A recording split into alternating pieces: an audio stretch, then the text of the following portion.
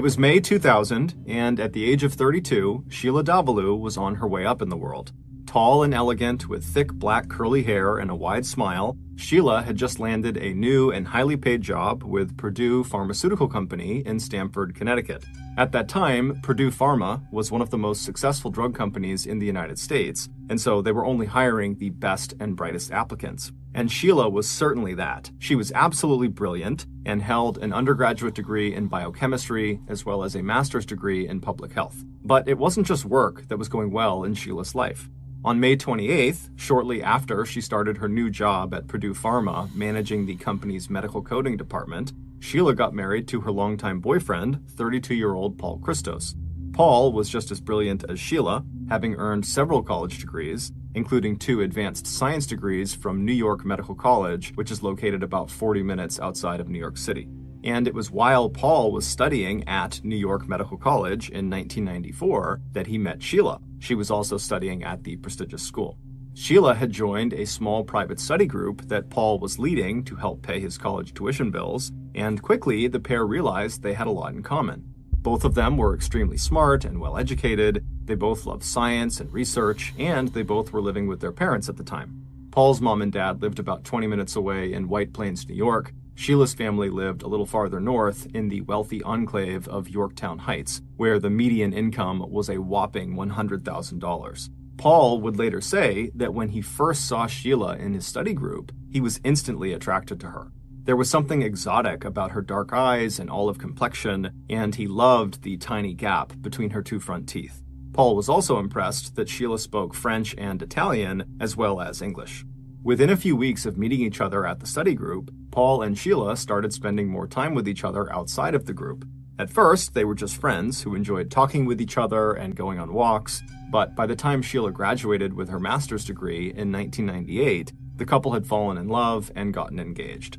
The pair wed on May 28th of 2000, right around the time Sheila landed her new job with Purdue Pharma. The wedding had gone off exactly as Sheila had planned, a small celebration with just 70 members of their family and friends. And afterward, the couple returned to the beautiful condo Sheila's parents had recently purchased for them in the upscale little town of Pleasantville, New York, just 40 minutes away from Purdue Pharma in Stamford. The only person who had been missing from the wedding was Sheila's younger and very mentally unstable brother, who suffered from severe schizophrenia.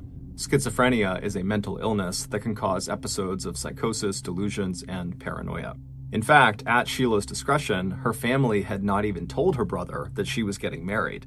Sheila spent a lot of time with her brother, and she was concerned that if her brother found out that she was married, he might worry that she was going to abandon him.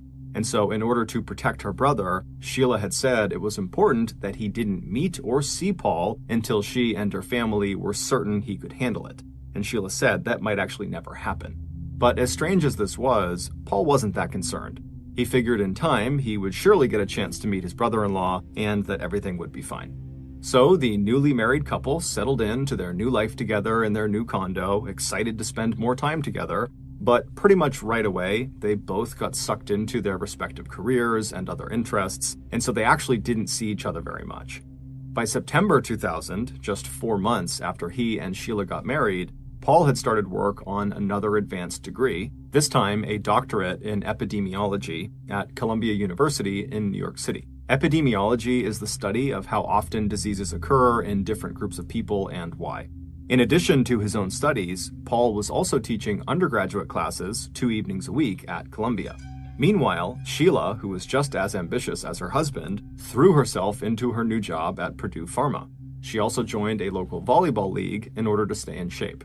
Neither Paul nor Sheila were ever big socializers or drinkers, but Sheila, in an effort to make some friends at work, had begun joining some of her coworkers at a local bar in the evenings after work.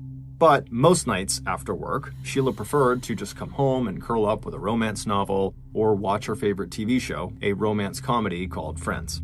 Paul would often find his wife fast asleep with a book next to her in bed or on the couch when he came home late from teaching his classes. By spring of 2001, almost a year after she had started at Purdue Pharma and after she and Paul had gotten married, Sheila told Paul that she wanted to start having her brother come by their condo more often so she could spend some time with him. Since her brother still had not been told about Paul, these visits were a major inconvenience because in preparation for them, Paul and Sheila had to make it seem like Paul didn't exist. Sheila would take down all of their wedding pictures and other pictures that had Paul in them, and Paul would have to pack up all of his personal effects and anything else that might be connected to him that was in the condo. And then he would head to the local Marriott hotel where he would stay until the brothers' visit was over. But even though this arrangement seemed kind of outrageous to Paul, he wasn't about to try to convince Sheila to change her mind. Sheila was very protective of her brother and got very emotional anytime Paul brought him up. And so the way Paul saw it was the occasional weekend away was a chance for him to get some marathon sessions of work in, and he'd be making his wife happy. On the rare occasions when Paul and Sheila were actually home together with nothing else to do, Sheila's favorite activity was telling Paul all about the office politics at Purdue Pharma. And Paul welcomed the chance to learn a little bit more about his wife's day-to-day life. Most of Sheila's office stories revolved around small issues she was having with staff in her department, or who was applying for what job, or who was on their way up at Purdue, or who was on their way down. But by the summer of 2001, there was a drama unfolding at Purdue Pharma that Sheila found totally fascinating. And before long, Sheila was talking about this big spectacle, not just to Paul, but to her mom and her dad and her in-laws. And if she and Paul went out to dinner or met up with their own friends outside of their work, she talked about it to them too. It turned out there was a new love triangle at Purdue Pharma that involved one of Sheila's friends, a woman named Melissa, along with another woman named Annalisa and a man named Jack. Sheila was only close with Melissa. Her only interactions with Annalisa and Jack were when she would just pass by them at the office or when she would see them at those after-work happy hours at the local bar. But through Melissa, Sheila would learn a lot about Jack and Annalisa. Jack was 35 years old and had a doctorate of pharmacy, and he worked on researching and developing pain medications. He had started at Purdue Pharma back in September of 2000, so about 5 months after Sheila had started working there, and within a few months of his arrival, he had started dating another coworker, Annalisa, who was 32 years old, and he had met her at one of those meetups at that local bar after work. But not too long after Jack started seeing Annalisa, did he meet Sheila's friend, Melissa, also at one of those after-work happy hours. Annalisa didn't know it, but Jack started dating Melissa too. And even though Melissa was pretty sure Jack was also dating Annalisa, Melissa was so into Jack and so sure that eventually Jack would stop dating Annalisa that she just kept going out with Jack. But despite her confidence, the whole love triangle situation was very hard on Melissa, and the one person at the office that she had started talking to about it was Sheila.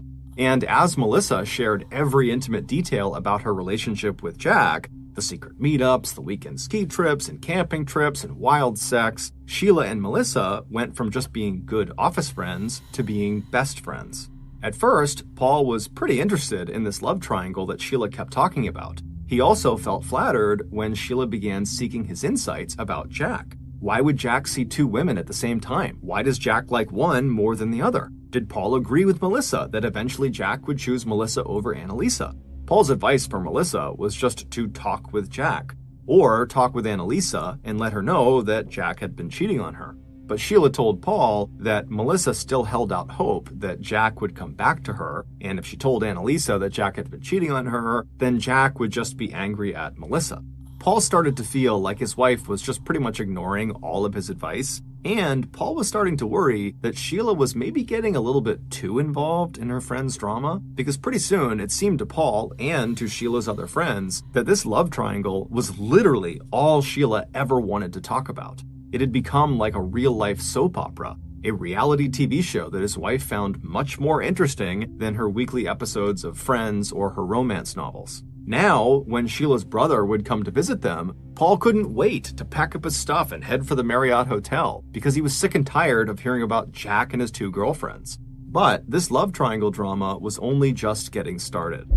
In the first half of 2002, two things happened that kicked the gossip mill at Purdue Pharma into high gear. In February, Annalisa, who had worked at Purdue Pharma for several years and was a very popular and promising employee, got a job with another pharmaceutical company in New Jersey called Pharmacia. When this happened, Melissa was very hopeful that Jack would finally just break it off with Annalisa, because Annalisa would likely have to move 2 hours away to where her new office was located. But shortly after getting this new job at Pharmacia, Annalisa had arranged with her new employer to do most of her work from her condo in Stamford and only drive to New Jersey for important meetings, meaning Annalisa would still be in town and so could still see Jack. And worse than that was that Jack seemed to be getting tired of Melissa. Around the time Annalisa started this new job, Jack told Melissa that he wanted to spend more time with Annalisa, although he did still continue to see Melissa, just not as often. To Melissa, this could mean only one thing. Annalisa must be pressuring Jack to get married and settle down with her. And apparently, that pressure worked because in the summer of 2002, Jack delivered a crushing blow to Sheila's friend Melissa. He told her that he wanted to break off their relationship completely.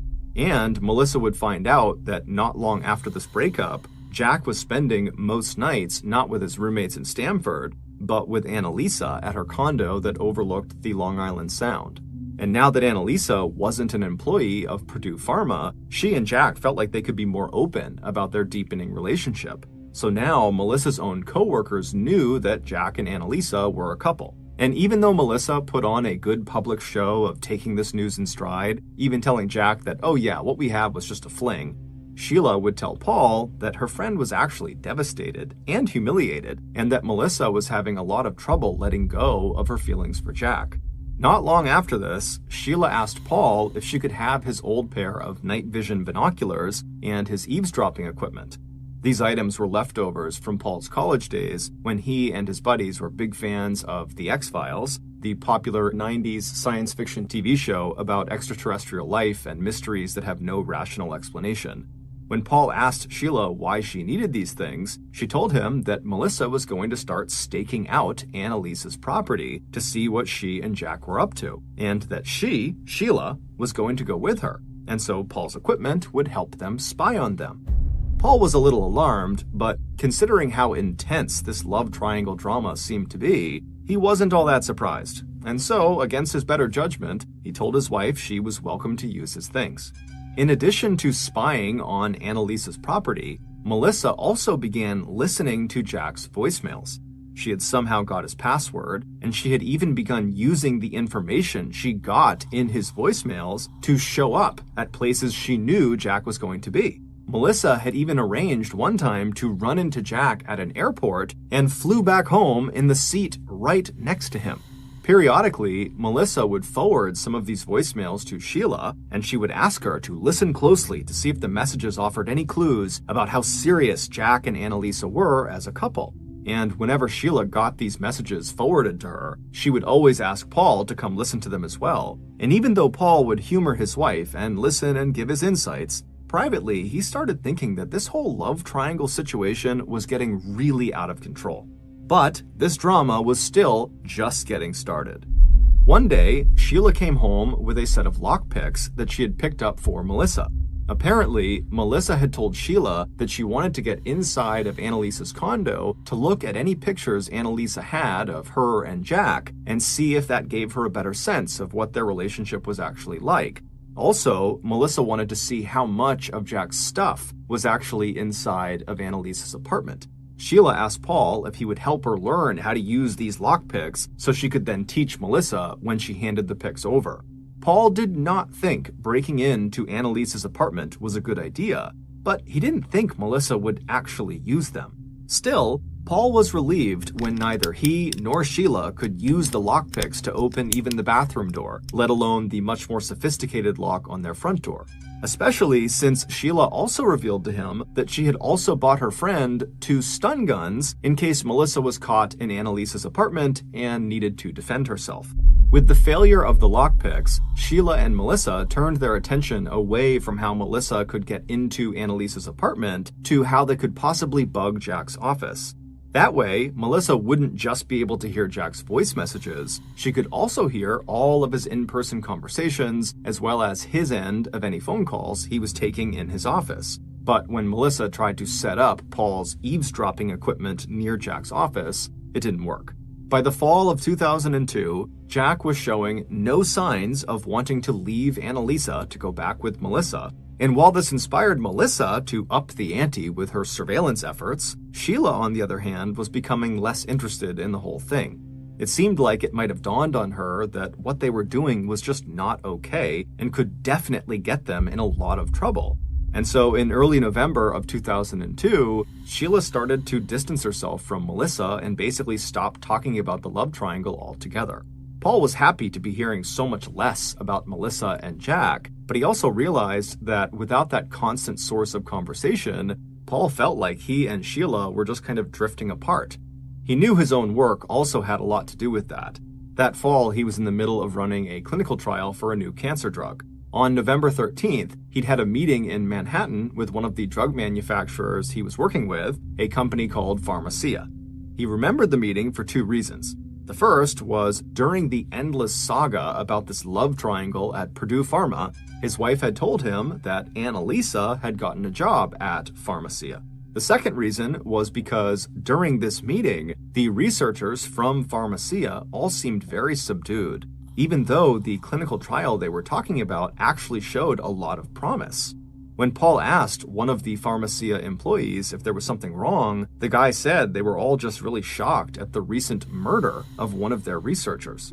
When Paul got home that evening, he asked Sheila if she'd heard anything about a murder at Pharmacia, because wasn't that the place that Annalisa had gone for her new job? Sheila sat up and said no, she hadn't heard anything about a murder, and as far as she knew, Annalisa was okay.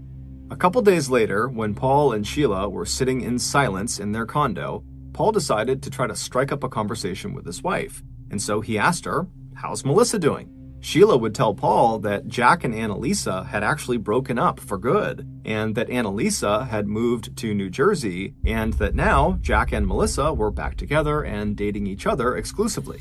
Paul was surprised. He didn't expect Jack and Melissa to ever get back together again, considering how insane Melissa had been.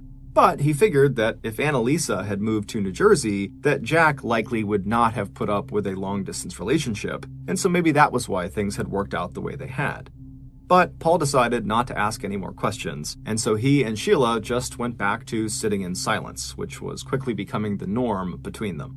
These days, not only was Sheila not talking to Paul, but she was also having her brother come over more often, which of course meant that Paul would have to leave his home more often and stay at the Marriott Hotel. This was becoming totally infuriating for Paul, but he wasn't entirely shocked that as their marriage was clearly beginning to erode, Sheila was turning to her family for comfort and not him.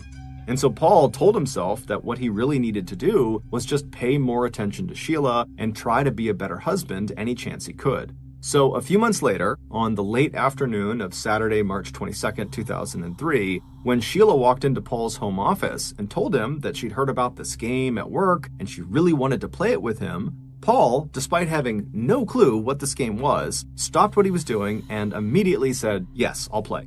Sheila told him the game was a trust game where each of them would take turns lying on the ground and guessing what objects the other person was pressing against their bodies. To make sure they couldn't cheat, when it was their turn to lie on the floor and guess, they'd have to wear a blindfold, and their hands would also be secured above their head to the rungs of a heavy chair so they couldn't touch the objects they were supposed to identify.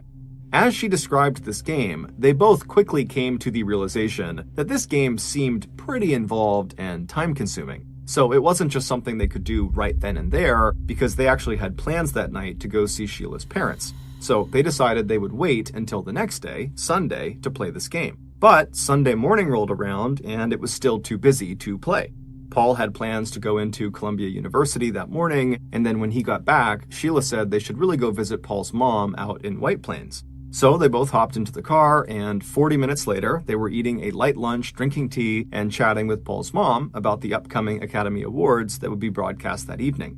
Then they jumped back into the car, and when they arrived back at their condo, Paul took their two dogs out for a walk, and after he got back, Sheila looked at him with a smile and said, "Are you ready to play the game now?" All in all, it had actually been one of their best weekends together in a long time. Conversations were flowing naturally, and they both just seemed happy and upbeat. Also, Sheila had mentioned to Paul that maybe it was time that she and her parents talk to her brother and bring him in on the big family secret that Sheila was married. So even though Paul would have preferred to just relax that afternoon, in fact, he had forgotten all about the game, he knew it was important to Sheila, so he said, "Sure, let's play." Sheila said, "Okay, I'll get the stuff we need."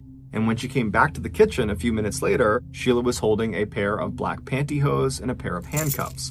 For just a second, Paul thought maybe Sheila had in mind taking a page out of her friend Melissa's book and staging a steamy sex scene of her own. But when Sheila saw the look on Paul's face, she laughed and told him, no, it wasn't anything like that. It was really just a trust game. No one was taking any clothes off. So at about 4 p.m. that Sunday afternoon, Paul followed Sheila into the spare bedroom where the floor was padded with carpet and where there was a chair with sturdy wooden rungs attached to the legs of the chair. Sheila went first. She put the pillow down on the floor. Then, dressed in her jeans and t-shirt, she lay down on her back with her head on the pillow, and she stretched her arms out above her head so Paul could handcuff her wrists to the rungs of the heavy chair. Then he wrapped the blindfold around her head and asked her if she could see anything. When she said no, Paul started to gather the random objects he was going to test her with. First, he put one of their little dogs against Sheila's side, but she couldn't figure out what it was. Then he put a camera on her chest. She couldn't figure out that one either. The next one was easy. It was just a box, and Sheila guessed it right away. And then, after successfully guessing a few more items, Sheila told Paul it was his turn. Glad the game wasn't actually taking very much time, Paul uncuffed Sheila's wrists, and just a few minutes later, Sheila had secured his hands to the chair rung, wrapped the blindfold around his eyes, and asked if he was ready to play. Paul said he was, and then a few moments later, like Paul, Sheila started with the dog, but Paul guessed immediately that it was the dog. Sheila then pressed an ink printer cartridge against his arm and a shampoo bottle against his chest, but Paul was good at this and he got both of them right.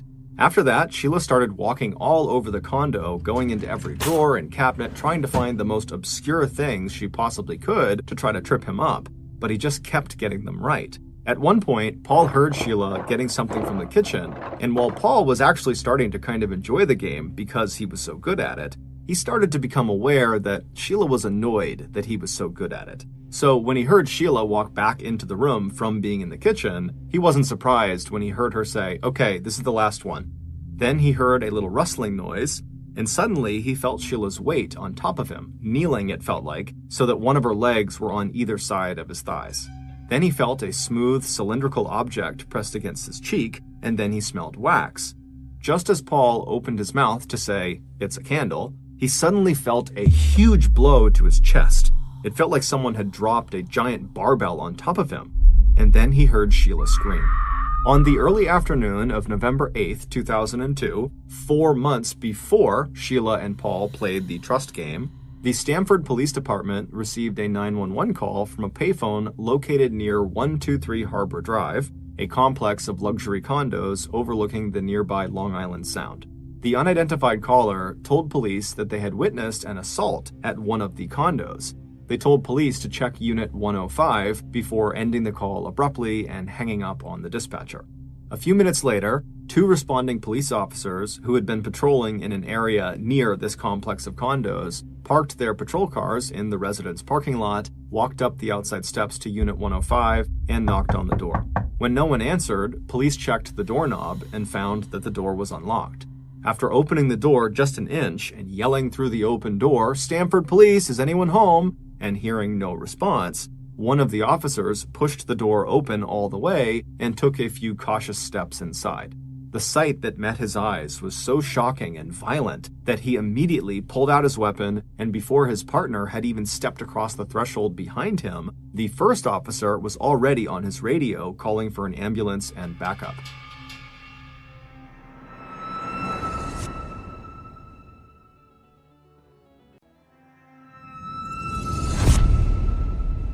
In the hallway that stretched out right in front of these 2 officers lay the body of a young woman.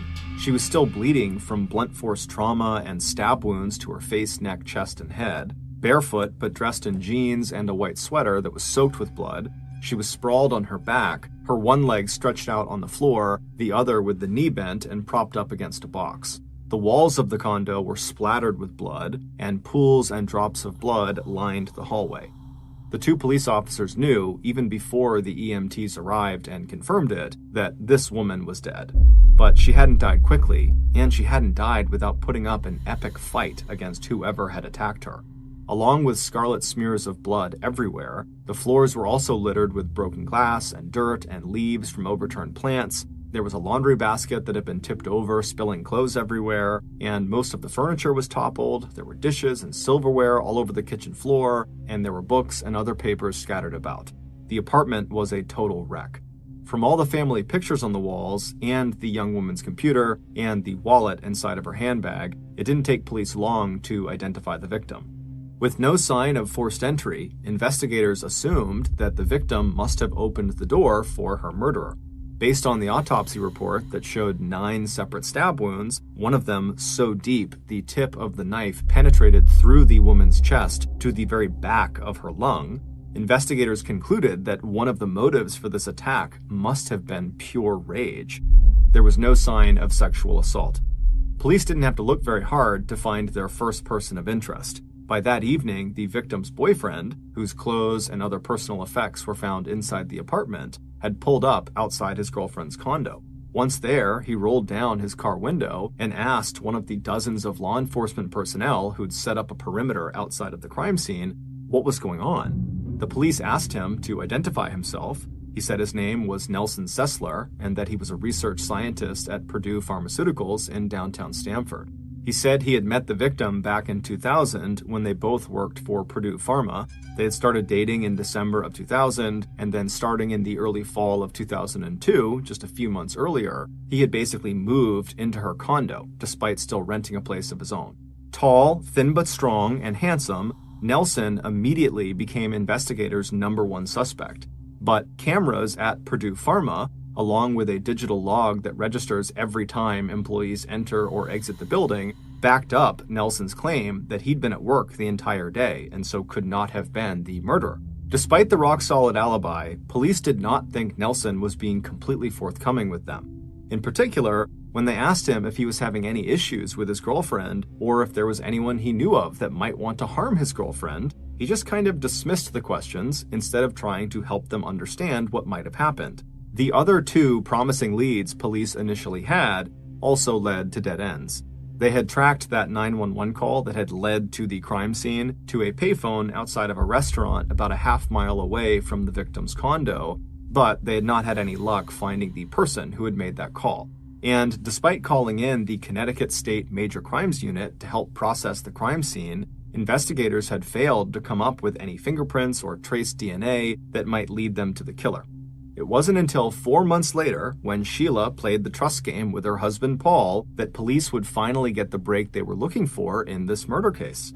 On the evening of March 23rd, the same day that Paul and Sheila had been playing the trust game, Paul woke up in the post-surgery unit of Westchester Medical Center in Pleasantville, New York.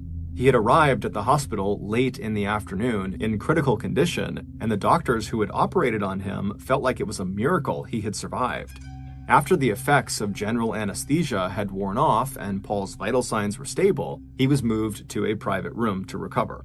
As Paul became fully aware of his surroundings and began to remember the events of the day, he understood even better than his doctors just how lucky he was to be alive. So when an officer from the Westchester Police arrived in Paul's recovery room at 6:23 p.m. that night and asked Paul what happened, Paul was ready to talk. The story he would tell would be so outrageous and so unbelievable that the law enforcement, hospital staff, and the public would be talking about it for years to come. The following reconstruction is based on the information revealed to police in Paul's statement about what really happened to him during the game he was playing with Sheila. After Paul felt that heavy blow to his chest, Sheila began to scream, but her scream stopped abruptly. At the same time, the pressure Paul was feeling on his chest had left him so winded that he no longer even noticed what Sheila was or wasn't doing. He was just trying to figure out what happened to him. And as he lay there, still handcuffed and blindfolded, he felt another blow to his chest, this one even more powerful than the last one. Then he heard Sheila say, "Oh my gosh, I think I hurt you, you're bleeding." Paul could feel himself starting to sweat, and he asked his wife, "Sheila, what happened? What just happened to me?" Sheila sounded very panicked when she said, "It was an accident, it was an accident. I think the candle must have hurt you." Paul could tell that his wife was not handling this well, and that he needed to try to take charge of whatever was going on. And so he told Sheila not to panic, and then he told her to take the blindfold off of him. When she didn't respond right away, he said very clearly and loudly, "Sheila, take the blindfold off." This time, she did as he asked, and when Paul could see again, he could see Sheila was standing over him, looking around the room wildly, like she was totally nervous. And before he could even ask, she said she couldn't find the keys to the handcuffs. Paul looked from his wife down across his chest, which he did not have a very good view of because he's still on his back, to see if maybe there was some sign as to what caused the pressure and subsequent pain he was feeling there. But there was nothing visible on his chest and there was no blood or anything. Still, he knew something big must have just happened to him because his whole body was starting to react like he'd experienced major trauma. The pain he felt was starting to localize around a particular spot in the center of his chest, and he could feel his heart starting to race. Without the handcuff keys, Paul needed to break the rung of the chair that he was handcuffed to. So he looked back up at his wife, who was still just standing there looking all around the room, and he said to her as calmly as he could, "Sheila, come over here and break the chair." Sheila looked at Paul and her eyes were super wide, and she very slowly walked over to where he was, and then she knelt down beside him, and then it seemed like it took forever, but she did finally break the chair rung, and so with his hands still handcuffed, but now able to be moved around, Paul attempted to stand up, but the pain in his chest was now so severe he couldn't, so he just kind of rolled over onto his side. Paul told Sheila she'd done a great job breaking the chair, but now she needed to call 911. Sheila looked like she understood the assignment, but when she left the room, instead of calling 911, she just went into the kitchen and poured a cup of juice, and then she walked back into the room where Paul was, and she bent down over Paul and handed him the drink and told him, "Just drink this and you'll feel better." Even though Paul didn't know what happened to him, he knew a cup of juice was not going to help. So, trying not to get angry with his wife, he said, "Sheila, I'm really hurt here. Put the juice down and call 911. I need an ambulance."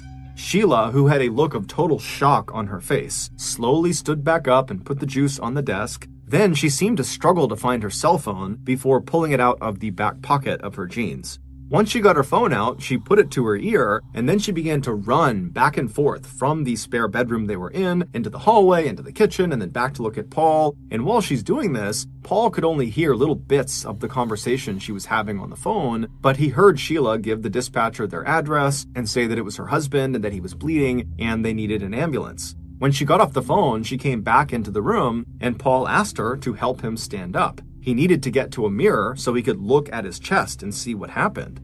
Sheila helped pull Paul to his feet, and he stumbled into the bathroom, but what he saw just didn't explain the amount of pain he was now feeling. It looked like there were just 2 small marks on his chest, almost like scratch marks. He thought to himself, maybe Sheila had had some kind of seizure and had fallen on him, and that maybe the candle she was holding had some sort of metal component on it, and so when she fell onto him, maybe that metal piece on the candle had punctured his chest. Now, he knew this was a ridiculous theory, but he just couldn't understand what was going on. As he was standing there, Paul could feel himself start to fade, and he told Sheila to help him lie back down on the floor. And then all he could think about was the ambulance. Where was it? How much time had passed? After he was back on the ground, Paul told Sheila to call 911 again, and when he heard her start to talk, he told her to bring the phone over and hold it down next to his ear because he wanted to speak to the operator himself. But Sheila turned away from him and said no, the operator did not want to talk to him, that he just needed to lie still and wait for help. Starting to panic, Paul asked his wife, when was the ambulance going to get here? What did they tell you? Sheila made a shushing motion at him, then told him that they were apparently short-staffed and they wouldn't be able to get there for at least another 25 or 30 minutes. Paul could not believe what he was hearing. He told Sheila that was absolutely absurd that he would have to wait that long for an emergency. But Sheila would tell him that the operator she was speaking to thought Paul's sense of time was probably just off because he was hurt, and that was actually a totally reasonable amount of time to wait. And then Sheila just left the room. Paul figured she must be leaving to make another call to 911, or maybe she was going to get help from a neighbor. Meanwhile, desperate to have the use of his hands again, Paul managed to break one of the flimsy handcuff locks. The handcuffs were still dangling from one wrist, but at least he could now use his hands. With a huge effort, Paul was able to pull himself up to his knees, clutching onto the futon for support while gasping at the pain he was now feeling in his chest. Suddenly, he heard Sheila's voice again. She was standing in front of him, holding a little medicine cup that was full of liquid cold medicine. "Here, Paul," she told him. "This is NyQuil. This'll make you feel better." Paul didn't even answer her. Instead, he just pushed the NyQuil aside, then stood all the way up and staggered out to the living room couch. Sheila followed and sat beside him, waiting patiently, while Paul could literally feel the life draining out of him. Suddenly, Paul made a decision. He had to act now.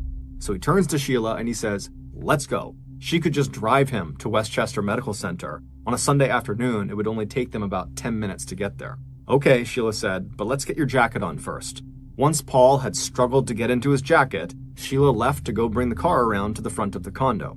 Everything Sheila did seemed to take forever, and when Sheila did finally get Paul settled into the back seat of the car, instead of taking the direct route to the hospital, she took the scenic route, driving slowly along winding secondary roads. And they hadn't even gone that far when Sheila stopped the car on the side of the road, hopped out, and then opened the door to the back seat and told Paul she thought he should lie down rather than sit up. He looked at her incredulously and just said, "No, get back in the car, just drive, Sheila."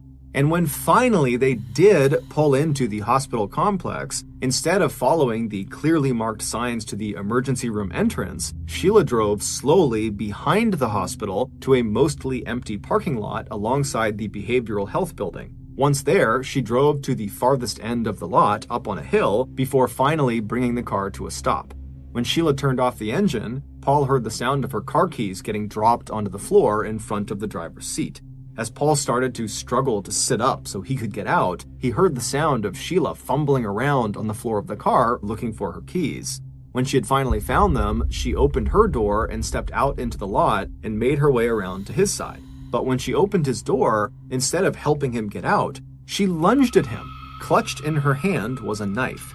The same knife that she had used earlier that afternoon when she had stabbed him twice in the chest while he was lying on the ground, blindfolded and handcuffed to a chair.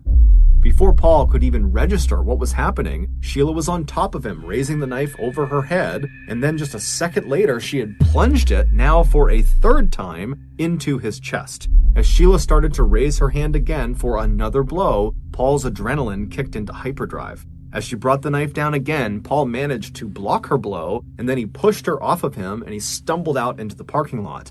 Then he turned, and as Sheila charged at him, he reached out and grabbed the blade of her knife with his bare hands and yanked it away from her. Even though his attacker was now disarmed, Paul was critically injured. Sheila's third stab wound had nicked an artery, and blood was now starting to fill his lungs and chest cavity. But as he grappled with Sheila, two people stepped out of the behavioral health building, which was about 500 feet away.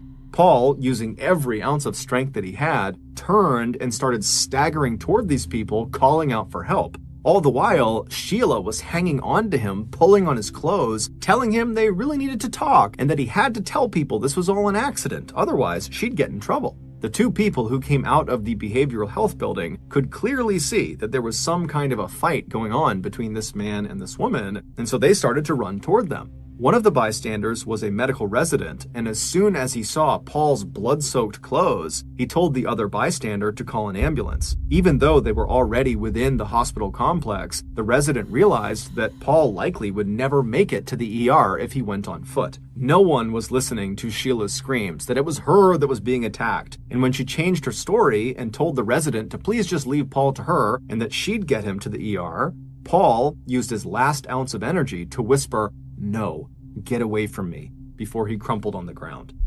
As the resident started to work on Paul right there in the parking lot, Sheila, hearing the wail of the approaching ambulance and police cars, turned and started to run.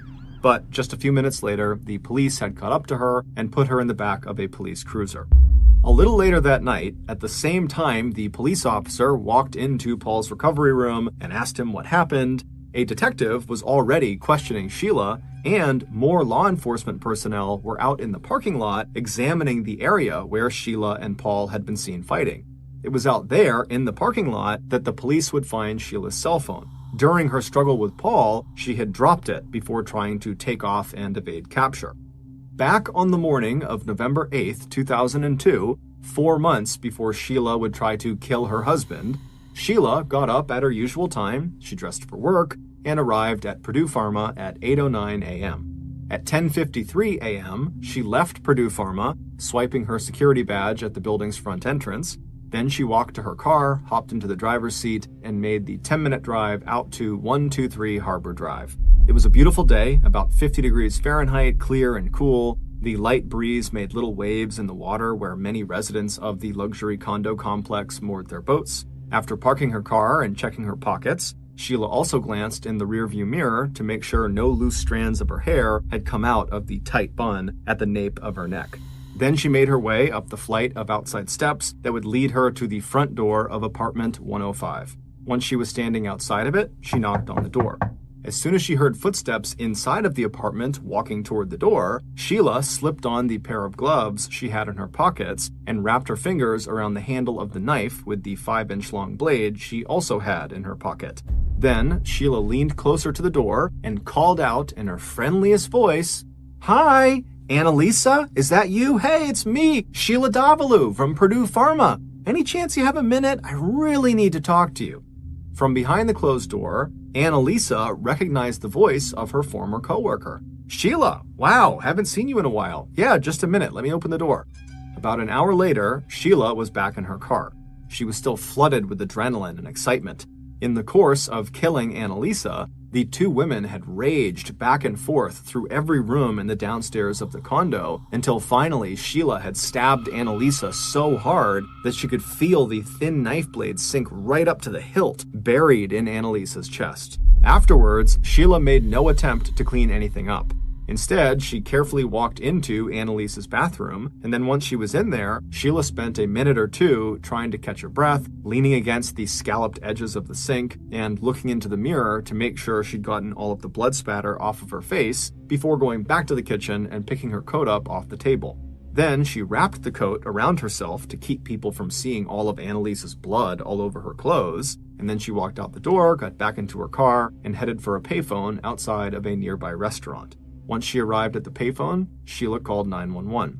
It was only as she was pressing the payphone buttons that she noticed a cut on her right hand that she must have gotten when she was struggling with Annalisa.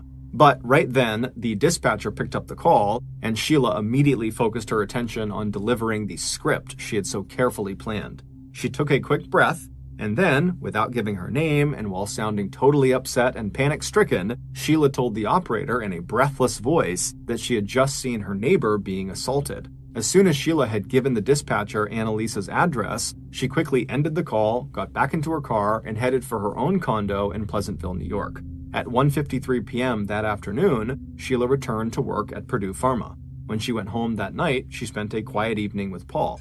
When a coworker called her late that night to say that their former colleague, Annalisa, had been murdered, Sheila acted completely shocked, but she didn't say anything about it to Paul, because all Sheila was really thinking about now was Nelson Sessler, the man whose girlfriend she had just killed. It would turn out all the crazy stories Sheila had told Paul and her friends and her family about what Melissa was up to, from the crazy sex with the man she was obsessed with, Jack, to the insane surveillance operation this woman carried out on Jack and Annalisa, well, those stories all really happened. They were true. But Melissa was not the woman at the center of them. It was Sheila. Sheila was Melissa and always had been. And Jack, the man she was obsessed with, that man was actually Nelson Sessler. The only real name in the Purdue Pharma love triangle was Nelson Sessler's girlfriend, Annalisa Raimundo, who Sheila killed just so she could have Nelson all to herself. Sheila did have a mentally ill brother, but it wasn't because of him that Sheila made Paul leave with all of his belongings every time he came to town. It was so Sheila could entertain her lover, Nelson, right inside of Paul and Sheila's home. Nelson would later say he truly had no idea Sheila was married. And all those after-work trips to the local bar with coworkers and Sheila's supposed volleyball league she was in, those were just excuses to see Nelson as well. After killing Annalisa, Sheila rushed to be by Nelson's side, and she supported him while he grieved the loss of his girlfriend. And while she did that, Sheila was able to convince Nelson to restart their own relationship. And once that happened, Sheila felt like her mission was complete. She had her man back. And so that was around the time that she stopped talking about Melissa and the love triangle to Paul, which Paul misinterpreted as Sheila distancing herself from Melissa. That was also around the time that Sheila decided she would just have to kill Paul as well, because he was also getting in the way of her romance with Nelson. So she came up with this trust game because it would give her a way to immobilize Paul so she could easily stab him. Even though police had a solid case against Sheila for the attempted murder of her husband, it wasn't until they looked at her cell phone that she had dropped in the parking lot that the last piece of the puzzle fell into place. It would turn out, after stabbing her husband, Paul, during the trust game, Sheila never actually made any calls to 911. Instead, as she raced around the apartment, pretending to be on the phone, and also offering Paul first a glass of juice and then also NyQuil as he lay on the ground dying, the only person Sheila was actually trying to get a hold of was Nelson Sessler. Now that Paul was going to die any minute, she wanted to talk with Nelson and invite him over for dinner at her condo that night. When Sheila couldn't get a hold of Nelson on the phone, she left him several voice messages asking him to come over and join her because she had some fun things planned for both of them. When police examined Sheila's phone, they immediately recognized Nelson Sessler's phone number and discovered what it was that Nelson Sessler had not been forthright about when they interviewed him following his girlfriend Annalisa's death. What Nelson neglected to mention was that he had been seeing another woman, Sheila, at the same time he was dating Annalisa, and he just didn't want anyone to know. It would take police almost 4 years to build a concrete case against Sheila for the first-degree murder of Annalisa Raimundo, and another 4 years before the case actually went to trial. But they got the break they needed when they re-examined all the forensic evidence from Annalisa's apartment. On one of the faucet handles of that bathroom sink with the scalloped edges where Sheila had stood and cleaned herself up after stabbing Annalisa to death, forensic experts found a single tiny drop of blood that must have fallen from that cut on Sheila's right hand. That drop contained the combined DNA of Annalisa and her killer, Sheila Davalloo.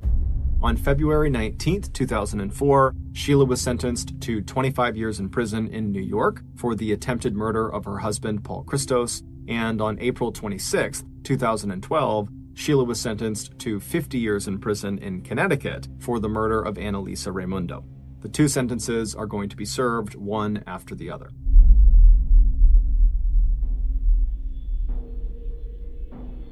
October 4th, 1961, Andrea Russo hurried down the hallway of her home in Fresno, California. She rounded the corner into her 8-year-old son Tommy's room, and there was Tommy on the floor surrounded by toys. As Andrea expected, her son had not gotten dressed for school yet. Andrea couldn't help but smile, but at the same time they were running late and there was no time to play right now. So she grabbed some clothes from his dresser and then dropped down onto the floor next to him. She slipped his favorite red and white striped t-shirt over his head and then unfolded a new pair of blue jeans for him to step into. Then she handed him some sneakers and said, "Put those on." Andrea jumped to her feet and ran back to the kitchen. There, she grabbed 2 slices of bread and stuck them in the toaster, and when the toast popped back up, Andrea put the slices on a plate and sprinkled them with cinnamon and sugar, her son's favorite breakfast. With her son's breakfast in one hand, Andrea grabbed Tommy and led him out to the car, his shoes still untied. She helped her son climb into the back seat and then handed him his toast.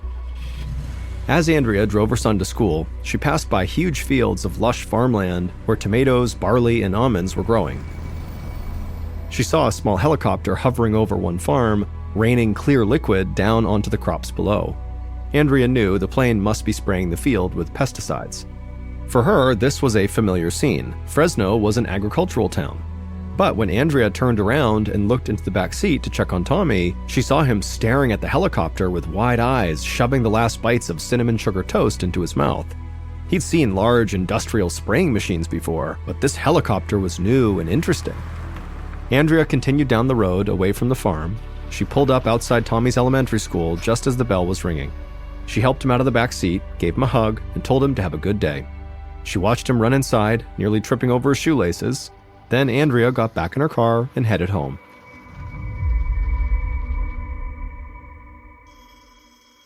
A few hours later, Andrea was in the laundry room folding Tommy's clothes when the telephone rang. She ran to the living room and picked up the call, and it was Tommy's teacher. The teacher sounded very concerned. She said that something seemed very off about Tommy. Normally, he was always smiling and paying attention in class, but today he'd been acting totally lethargic all morning. Instead of being involved in the lessons, he just kind of stared into space with his eyes glazed over. And when it was time for recess, he didn't even want to go outside. Andrea was surprised. Her son had seemed perfectly fine that morning, and he would never skip recess, even if he had a cold or a stomachache. So she knew he must be feeling really sick. She told the teacher she'd be there to pick him up soon. Andrea hung up the phone, grabbed her keys, and drove straight to the elementary school. As soon as she pulled up to the curb, she saw Tommy trudge out the front door. He dragged his feet with each step. He hadn't even bothered to put his backpack onto his shoulders. He just pulled it on the ground right behind him. When Tommy made it to the car, he crawled into the back seat and closed his eyes without saying a word. Andrea asked if he was okay, but all Tommy did was shake his head, no. Andrea had never seen her son like this before. Andrea worried that Tommy was more than just tired, so she called Tommy's pediatrician as soon as she got home. Luckily, the doctor could see them right away. At the pediatrician's office, a receptionist led them into an examination room and said the pediatrician would be there soon. Andrea helped her son up onto an exam table covered with a thin sheet of paper. She held his shoulders and looked into his eyes. They were glassy and unfocused.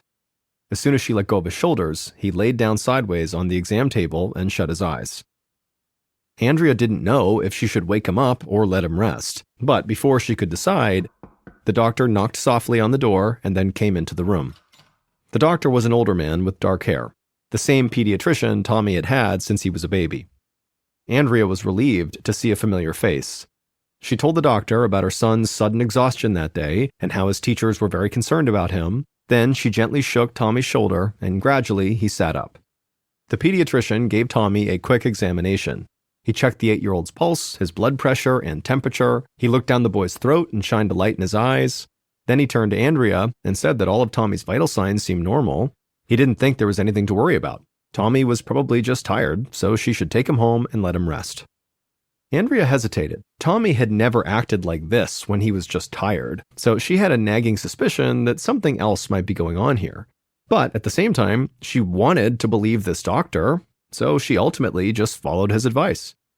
Andrea brought Tommy back out to the car and drove home. About 20 minutes later, she pulled into their driveway and walked around the car to help her son out of the back seat. However, when she opened the back door of the car, Tommy didn't even open his eyes. Andrea asked Tommy if he was okay, but he seemed confused, like he could barely form a thought. He was even more out of it than he had been earlier. Very concerned, Andrea got into the front seat and sped right back to the doctor's office. She parked her car, grabbed Tommy out of the back seat, and carried him inside. It had been less than an hour since they'd left, and the receptionist looked confused to see them again. But Andrea told her that they needed to see the doctor again right now. This was an emergency. The receptionist nodded and ran to get the doctor. But then suddenly, Tommy blurted out that he had to use the bathroom, and he got up and ran to the restroom so quickly that Andrea couldn't keep up. Tommy flung open the door and slammed it shut. From outside in the hall, Andrea could hear her son retching. Tommy vomited, and then he had diarrhea. When he came out of the bathroom, he looked absolutely miserable. By this point, the doctor had come out into the waiting area. He and Andrea helped Tommy walk to the exam room, and as soon as they got inside, Tommy collapsed onto the table, barely conscious. The doctor's eyes went wide. He raced over to Tommy and checked his vitals again. Then he turned to Andrea and told her Tommy's heart rate was extremely high. She asked him what was wrong, and he just shook his head. He had never seen anything like this before. But the doctor did say he knew someone who might be able to help.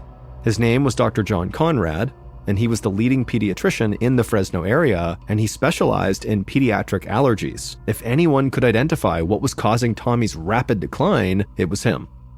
The doctor rushed out of the room to call Dr. Conrad, leaving Andrea alone with Tommy. Andrea felt so helpless. Her son was becoming desperately ill, and she couldn't do anything except watch as his eyelids fluttered and he struggled to breathe.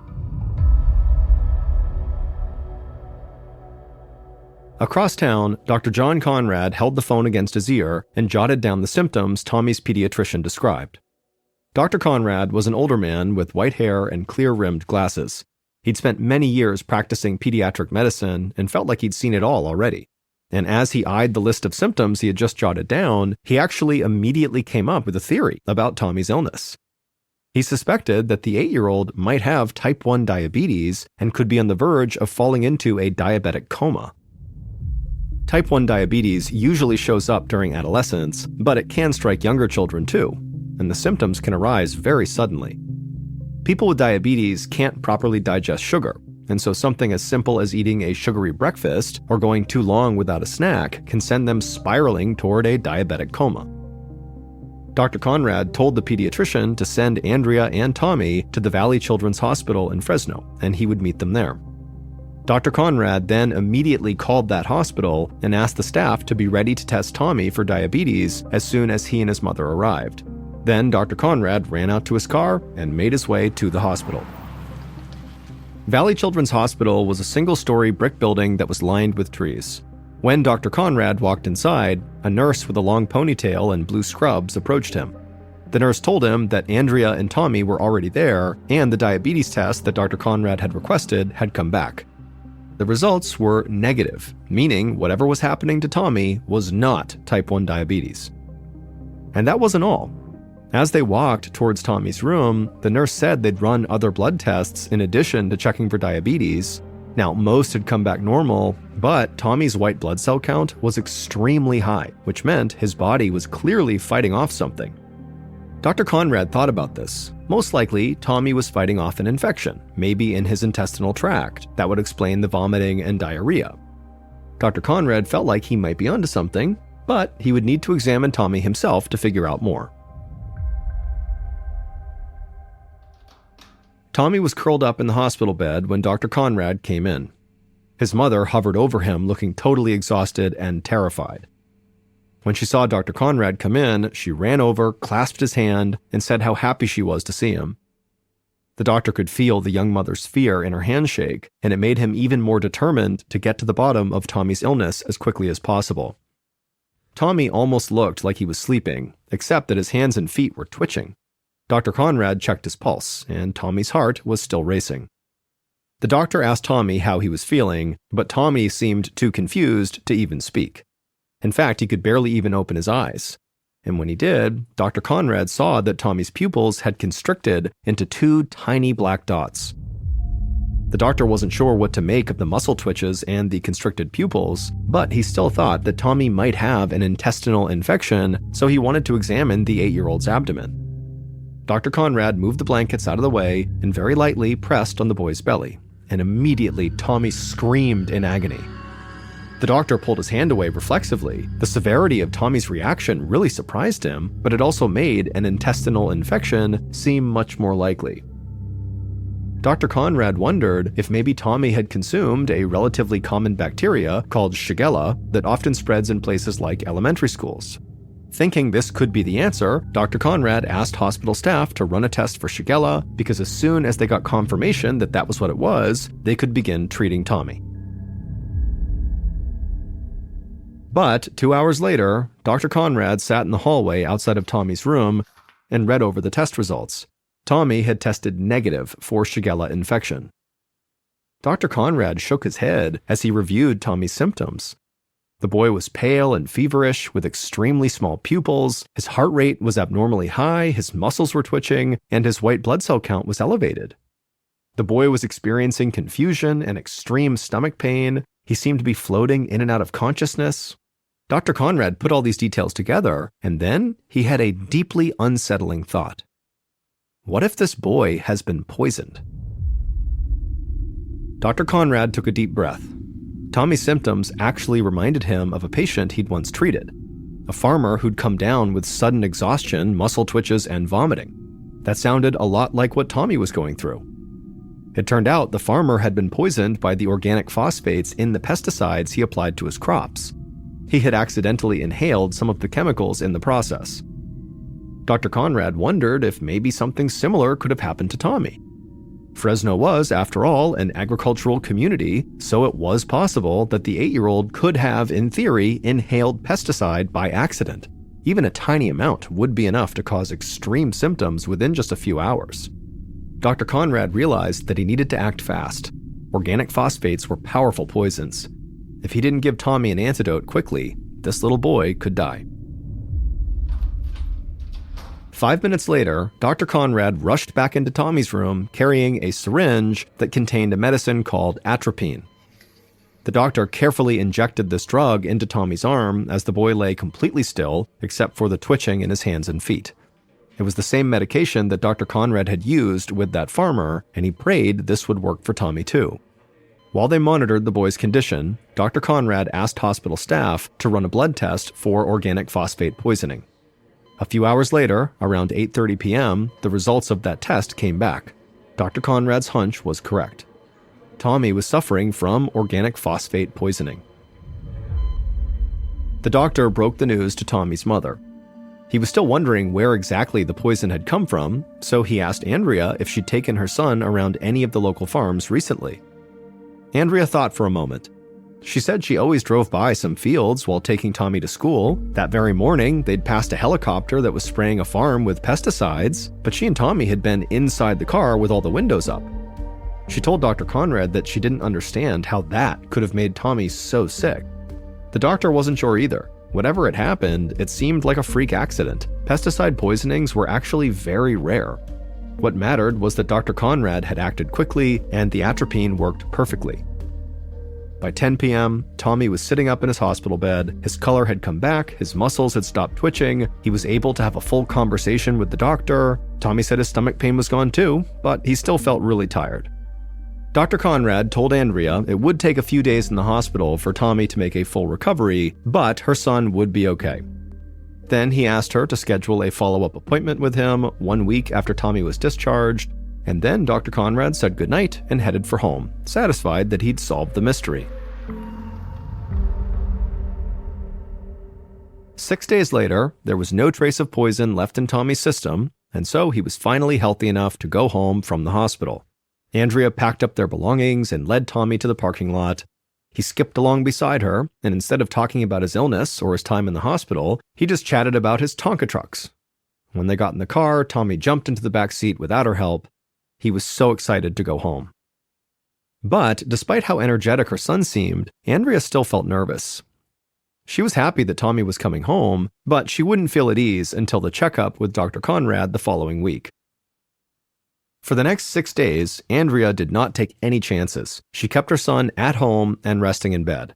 She wouldn't let him go to school, play outside, or even leave the house. It actually wasn't until the day of his doctor's appointment the week after that Tommy finally swapped out his PJs for real clothes and finally walked outside. Andrea helped him into the back seat and drove to Dr. Conrad's office. The white-haired doctor greeted Tommy with a smile. He gave the boy a thorough examination and assured Andrea that her son was doing just fine. When Tommy heard that, he hopped up and tugged on Andrea's arm. She looked down at her son, who had a huge smile spread across his face, and he said he couldn't wait to go back to school and see his friends again. Relieved, Andrea thanked Dr. Conrad and headed back out to the parking lot. Tommy sprinted ahead of her, anxious to get back home. As Andrea drove through Fresno on the way home, she felt like she could finally breathe. Her son had never been that sick before. Seeing him suffer like that had been terrifying, and she hadn't been able to relax until just now when Dr. Conrad promised that really everything was all right. And so now they could finally get back to their normal lives. Andrea turned into her neighborhood, looking forward to a weekend at home before Tommy went back to school.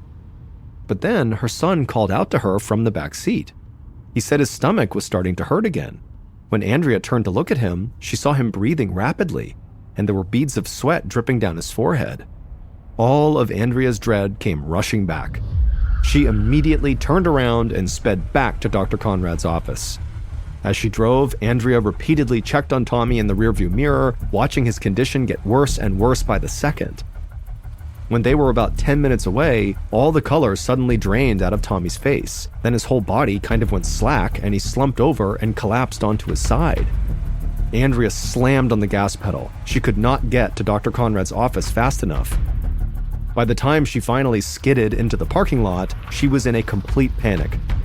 She didn't even bother to bring her son inside with her. She just got out of the car and sprinted into the doctor's office alone.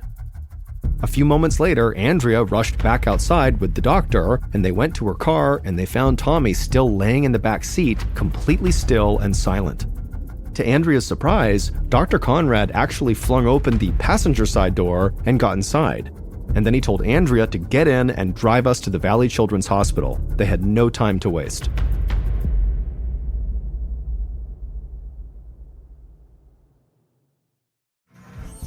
"20 minutes later, Andrea carried her semi-conscious son through the sliding doors of the hospital emergency room. Tommy's head lolled on her shoulder. Dr. Conrad ran beside her and yelled for the nurses to hook the 8-year-old up to an IV. A hospital staff member grabbed Tommy from Andrea's arms and placed him on a gurney. As nurses swarmed around them, Andrea felt her throat tighten with fear. The nurses pushed Tommy's gurney down the hallway, and Andrea chased after them, following them into a hospital room. Suddenly, she heard her son screaming, his face contorted in pain as the nurses worked to connect an IV. Andrea watched, helpless, while her son began to gag. He tried to lift his head, but he couldn't sit up, and so he vomited just onto the bed. Then, Tommy stopped moving altogether as tears filled his eyes. Andrea didn't understand how or why this was happening again. All she knew was that Tommy's symptoms were even worse than the first time. Andrea was terrified. But she had never been more thankful for Dr. Conrad. He told hospital staff to make sure they administer more atropine. Andrea stood next to her son's bed and just prayed the atropine would work the way it did the first time. Sure enough, a few hours later, Tommy was awake and his stomach pain had subsided. He asked for a glass of water, and when a nurse brought it in, he was able to reach out and grab it. Tommy wasn't confused anymore, he could move his limbs, so clearly the atropine had saved his life again. Andrea was obviously extremely relieved that her son had pulled through, but as she sat beside his hospital bed, she couldn't help but feel sick to her stomach. Clearly, something was poisoning her son, but if she didn't know what it was, how could she protect him? How could she make sure this did not happen a third time or more? Andrea noticed Dr. Conrad packing up his black bag to leave. Before he left, she pulled him aside and asked him for his help. She needed to know where this chemical poisoning was coming from. If it really was from a local farm like Dr. Conrad thought, then Andrea wanted to know exactly which one. That way, they could tell the farmer to please contain the poison and put a stop to this nightmare. When Dr. Conrad got home that evening, he sat down on his couch and made a list of every farm in the area. He picked up the phone off the side table and started calling them one by one. He asked if they'd recently sprayed any organic phosphate pesticides on their crops. They all told Dr. Conrad the same thing: no. There was not a single farmer in Fresno who had sprayed organic phosphates in the last few weeks. Dr. Conrad crossed the last farm off his list and hung up the phone. He was baffled. If the poison wasn't from a farm, where else could Tommy have come in contact with it? The doctor spent the entire evening pacing in his living room, racking his brain for another answer. He eventually went to bed, hoping he'd be able to come up with a plausible theory in the morning. But he woke up just as confused. As he crawled out of bed and started a pot of coffee, he had to admit that he needed help.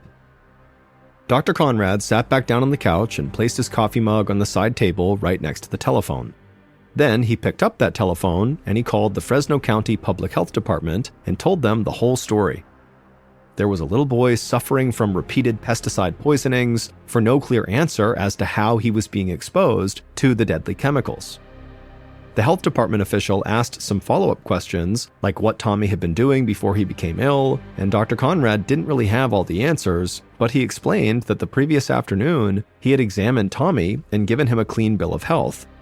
Then, before the boy even made it back to his home, he became gravely ill again. His symptoms had appeared in less than an hour, and all Tommy had done was ride in the back seat of his mother's car. But that little detail of the boy riding in his mother's car caught the health department representative's attention. They assured Dr. Conrad they would get to the bottom of this, beginning with a thorough inspection of Andrea's vehicle. Later that morning, a man and a woman from the Fresno County Public Health Department knocked on Andrea's front door. Andrea shook their hands and welcomed them inside, but before she could say how happy she was to see them, they started asking questions. Did she keep any kind of chemical poisons in the house? Had she ever used ant or roach poison inside? Did she have a garden, and if so, did she treat her plants with pesticides? Andrea just shook her head. She didn't know of anything in her home or her car that could possibly be poisoning her son. She led the health department employees into her garage where her car was parked, and she watched them search every inch of her vehicle. After a few minutes, they came up empty-handed. Then they combed through the rest of her garage, but again, they didn't find anything. That only left one other option, the inside of Andrea's house. So Andrea opened the door for the investigators and told them to go ahead. As they searched, Andrea sat on the living room couch and called the hospital to check in on Tommy, who had been admitted to that hospital. The nurse would tell her that her son was stable and improving steadily. Andrea felt very relieved and placed the phone back on the hook. For the next hour, Andrea listened as the man and woman from the health department combed her entire house looking for the poison. But when they came into the living room where Andrea was, she asked them, "What have you found?" And they would tell her, nothing. There wasn't anything in her home, in her car, her garage, her garden, anywhere that could explain her son's poisoning. Andrea was totally crushed. But the two health department employees said they did have one more idea. They asked Andrea what her son had been wearing when he got sick. Andrea thought about it for a moment. The first time Tommy got sick, he had been wearing his favorite red and white striped t-shirt and a new pair of blue jeans and sneakers. The second time, he'd been wearing a different shirt, different shoes, but the same pair of blue jeans. They were actually in the laundry room in a pile of dirty clothes. She'd brought them home from the hospital, but she hadn't had a chance to wash them yet. When she said that, the investigators' eyes lit up. They told Andrea they needed those jeans right now. Those pants just might hold the answers to her son's illness.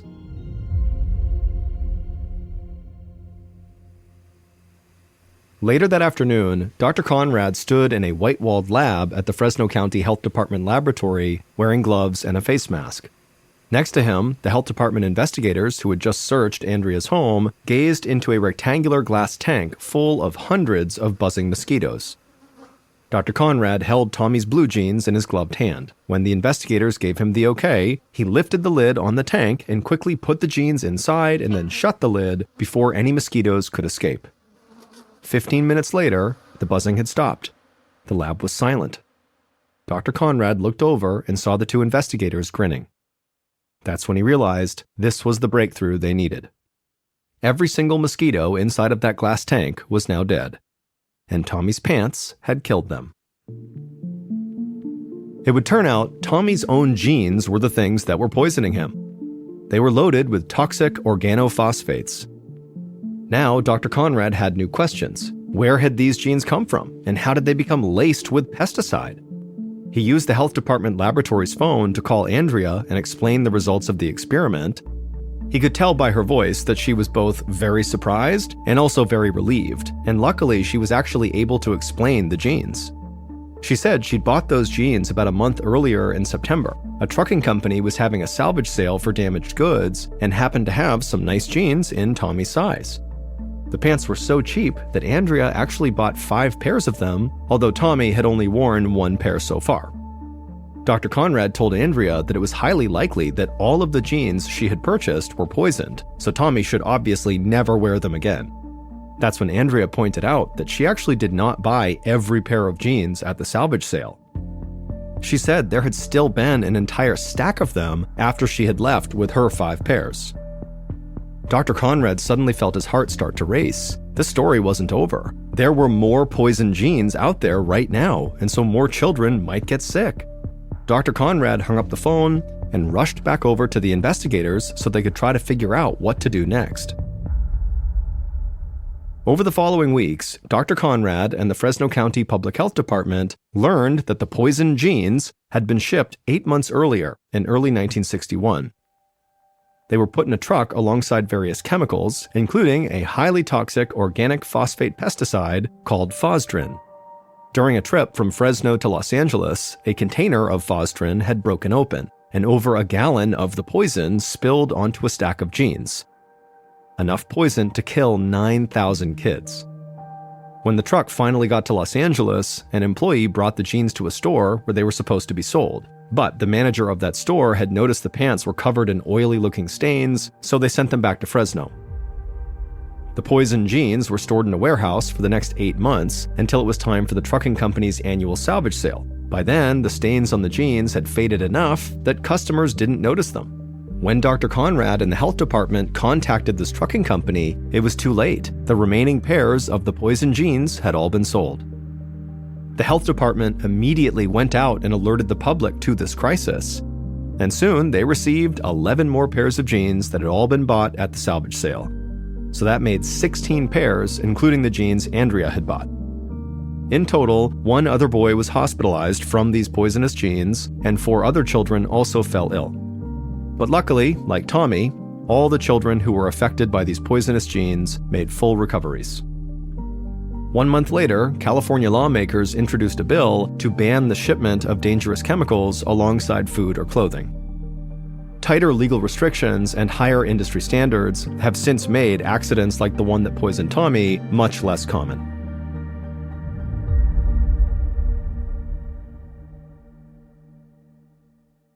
In October of 1994, a middle-aged man named Ivan, who lived in Estonia, which is a country in Northern Europe, was walking in this forest looking for firewood.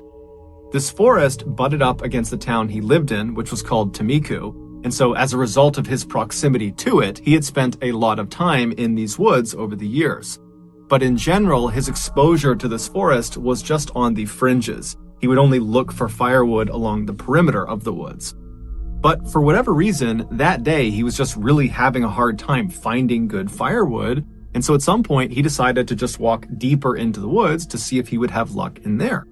And so he turns and starts walking into the forest, and very quickly, when the town has kind of disappeared from view behind him, he looked around and kind of liked being in the woods. He didn't go for walks in the woods, and suddenly he was on this nice nature walk. And so he decided, you know what, I can wait on the firewood. I'll just walk in the forest for a little while longer and enjoy myself and kind of meditate. So he just continued walking deeper and deeper into the woods. And after walking for nearly an hour, just kind of mindlessly walking about, he sees up ahead there is very clearly a clearing. And then before the clearing is what looks like a chain link fence.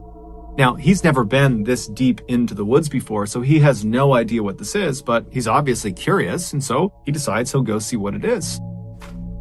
And so he continues walking closer and closer to what obviously is a chain link fence, and as he's getting closer to it, the trees around him are beginning to thin out, and suddenly, before he even reaches the fence, he gets a very clear view of what's on the other side. And it's this huge multi-story building that almost looks like a factory or some sort of government facility, and it's sitting maybe a couple 100 feet away from the fence, right in the middle of this property, and there's really nothing around it. It's just this cleared out big open area with this big building right in the middle, and there's a fence all the way around it.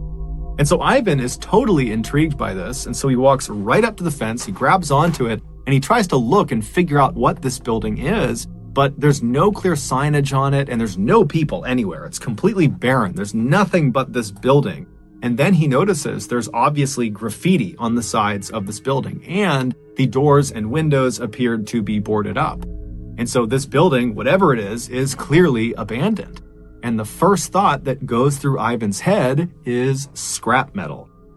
Times were tough for Ivan and his family, and so he and his 2 brothers, they all lived together, they would go out and they would steal scrap metal and sell it for a little bit of extra cash to make ends meet and provide for their big family. And so he's looking at this big building thinking, you know, if I can get in there, I guarantee you there is some metal that I can steal and I can sell. And so Ivan stayed at this fence, just kind of staring at this building for a little while longer and continued to look around to make sure there weren't any people that he hadn't seen before. And after feeling satisfied that this really was a totally abandoned building, he turned around and began hustling back towards town. And when he finally made it to town, making sure to grab some firewood along the way, he rounded up his 2 brothers and he told them about this find in the forest. And they all very excitedly agreed that that night they would go right back out there and they would go inside the building and see what they could find. And so around 9 p.m. that night, the brothers met up and they had flashlights and a set of bolt cutters, and they headed into the nearby forest and they marched their way all the way up to this fence that Ivan had found earlier in the day. And they lifted their flashlights up and they scanned through the fence all over the property. And when they didn't see anyone, they put their flashlights down and one by one, they climbed up and over this fence. And then once they were all on the other side, they began making their way up to this huge building sitting in the middle of the property. And when they got up to this building, they confirmed it definitely looked like it was abandoned, except all of the doors and windows were sealed in such a way that even with bolt cutters, there was just no way to pry them open. They were not going to get inside this building. And so after a little while of still trying to kind of smash their way into this building, the brothers all linked up and they decided, you know what, we're not getting in, and the longer we stay here, the better the chances are that we get caught. And so let's just head back. And so feeling totally dejected, they turn and they start walking back towards the fence they hopped in on. And as they're walking along, they're kind of shining their lights left and right and looking around. And off to the far right side of the property, there is this small shack that they had not noticed on their way in. And so the brothers look at each other and they're like, hey, we're already on this side of the fence. We might as well go check it out and see what's inside of it. Maybe there's scrap metal in there. And so the brothers turn and start making their way over to the shed. And when they get there, they discover it's only secured with a simple padlock on a wooden door. And so they get their bolt cutters, they pop off the lock, they open up the door, and there's initially nothing inside. At least that's what they think. But they move something on the ground and it reveals this stairwell that leads into this underground bunker. And now it's the middle of the night on this abandoned property they've snuck into, and so there's some apprehension, but they shine their lights down the steps and they didn't see any immediate hazards. And they're thinking, you know what, this is an adventure. Let's go down and see what's down there. And so they all went down the steps. And when they got down to the bottom, they turned the corner and they shined their light to see what's down here. And what was down there was this huge cellar that was full of scrap metal. There was metal all over the ground. And then there were also these shelves that went as far back as their lights could shine. And on the lower shelves, there were these weird square metal boxes that almost looked like briefcases. And then above those, on the top shelf, were 55-gallon aluminum drums. And in the brothers' experience, these drums were very, very valuable. Except they needed to make sure they weren't full of some liquid, because if they're full, they weigh like 500 pounds, and there's no way they'd be able to get them out, and then trying to open them up and spill whatever's inside of them is hazardous for a lot of reasons. And so they walked over to the first 55-gallon drum they saw, and they pushed it to see if it was empty. And the drum immediately rocked back and forth, echoing inside, indicating that it was empty. This was a huge, huge win. And so the brothers are totally amazed. They grab this first drum, they pull it off the shelf, and they wheel it over to the base of the steps. And then they go back to get another drum off the shelf, and they reach up, they grab another empty drum, and as they're pulling it off, it dislodges another 55-gallon drum that was nearby that was full of some liquid, so it weighed 500 pounds. And it comes crashing off the shelf and it lands on Ivan's leg, pinning him to the ground. And immediately the two other brothers pulled the drum off of Ivan, but it was obvious there had been significant damage done to his leg. Ivan couldn't even stand up anymore. And so the brothers are looking around thinking, man, this is an amazing haul, but if Ivan can't even walk, it's going to be a nightmare trying to haul this metal back while also supporting Ivan. And so they decided they would leave now and they would wait for Ivan to heal up, and then they would come back and they would collect their amazing haul. And so the brothers, they reached down and they picked up whatever pieces of metal they could to just kind of stuff in their pockets. And then the two brothers supported Ivan and carried him up the stairs. And then they very slowly walked their way over to the fence. And then somehow the three of them got up and over the fence. And then very slowly they made their way all the way through the forest back to Tamiku. And when they got there, the two brothers helped Ivan get into his house and they put him in his bed, and then Ivan went to sleep. The next morning when Ivan got up, he was expecting to feel better, but in fact his leg felt exponentially worse. And then over the course of the next 72 hours, Ivan still believed if he just gutted it out and he waited, his leg would get better. But it just got worse and worse and worse. And so 4 days after this leg injury, Ivan was in so much pain, he couldn't do anything. And so he finally decided he had to go to the hospital. And so when he gets to the hospital, the doctor asks Ivan, what happened to your leg? And Ivan would tell him that, I was in the woods and a tree fell on my leg, because he didn't want to admit to trying to steal scrap metal.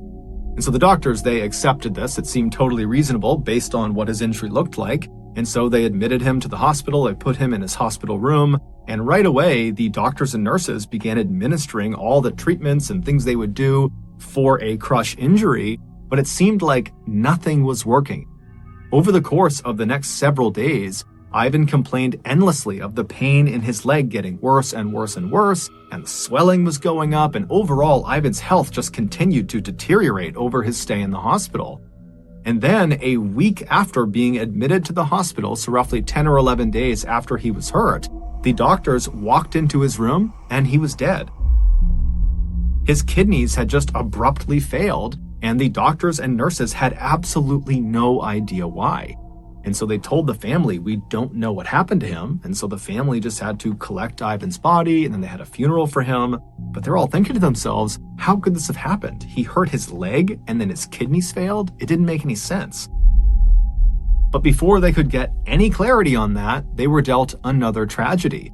The beloved family dog just kind of abruptly died. It was young, it was healthy, and so just like Ivan, it was like this totally unexpected death.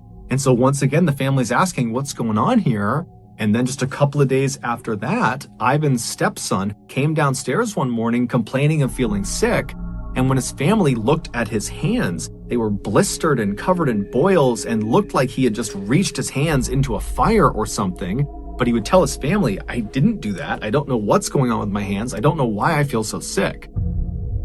And so the family rushed the boy to the hospital, and naturally the doctors asked him, how did your hands get this way? What happened to you? And the boy would say, I don't know. But over the course of this initial discussion with doctors, the boy would tell them that over the last couple of days, he had been sifting through his stepfather, Ivan's possessions, and he had actually been using some of Ivan's tools from his toolbox. Now, the doctors were already aware of the strangeness around Ivan's death, and they were aware of the sudden passing of the family dog, and now they're seeing this boy who is showing up with these strange symptoms for no particular reason, and so the doctors knew something was off. And so on a hunch, they contacted the authorities, and they told them what they thought. And then later that day, the authorities showed up at Ivan's family's house, and when they got out of the car, they were covered head to toe in white hazardous materials suits, and they told the family to evacuate the house for their safety. And then these people in suits got out these special wands and tools, and they marched into the family home, and immediately all their equipment led them to this one particular closet near the kitchen. And when they opened it up, in the closet was Ivan's toolbox, the same one the boy had been handling over the past couple of days. And when they opened that up, they found there were lots of normal tools you would expect inside of a toolbox, and they discovered one strange piece of scrap metal. It was the only piece of scrap metal that Ivan had grabbed off the floor of that cellar and tucked in his pocket before he and his brothers had left. And then after Ivan had passed away, his stepson had been going through his things, and he had discovered this piece of scrap metal, and for whatever reason, he had transferred it from the jacket to Ivan's toolbox. What Ivan and his family didn't know was that that piece of metal was extremely dangerous, because it came not from some abandoned building on some abandoned property in the middle of the forest. It came from an abandoned nuclear waste storage facility. That is what Ivan and his brothers had snuck onto. But because Ivan and his brothers had hopped over that side fence, they didn't see any of the warning signs that are posted on the front of the front gates telling people to stay back. Inside that cellar that the brothers were in, those small metal briefcase-looking things on the lower shelves were shields for radiation. Inside of each of them was radioactive metal. And when that full 55-gallon drum came crashing off the shelf and smashed into Ivan's leg, his leg was not the only thing it smashed into. It smashed into one of those metal briefcases and broke it open, sending the radioactive metal inside of it flying out, and it landed right next to Ivan on the ground. And so when the brothers scrambled to pick up whatever loose scrap metal there was on the ground, Ivan unfortunately grabbed one piece, and it was the radioactive one. By the time Ivan finally got back to his house, he was actually already dead. He just didn't know it yet. That piece of metal had been inside of his jacket pocket, and it had been pressed against his body long enough that he had been dealt a fatal dose of radiation. There was nothing anybody could have done, even if they knew what had happened to him. As for the dog, it used to sleep on Ivan's jacket, and it did so when this piece of scrap metal was inside of it, and so it too died of radiation poisoning. As for Ivan's stepson, the reason his hands had been so badly burned and why he'd become so sick, that was just from his brief exchange of touching the piece of scrap metal and then putting it in Ivan's toolbox. That alone had done that much damage to him. When the doctors considered the strangeness of Ivan's death, the dog's death, and now this boy's symptoms, they did suspect radiation poisoning, and so that was how the authorities were able to get to their house and very quickly locate that toolbox. Amazingly, Ivan's stepson and the rest of Ivan's family, including his two brothers, would make full recoveries. However, several months after this event and after authorities had come in and said their house was clear of radiation, the grandmother would suddenly die totally unexpectedly. She was healthy, nothing was wrong with her. And so even though it was not officially cited as having been caused by radiation, many people believe it's from the exposure she had to this piece of scrap metal.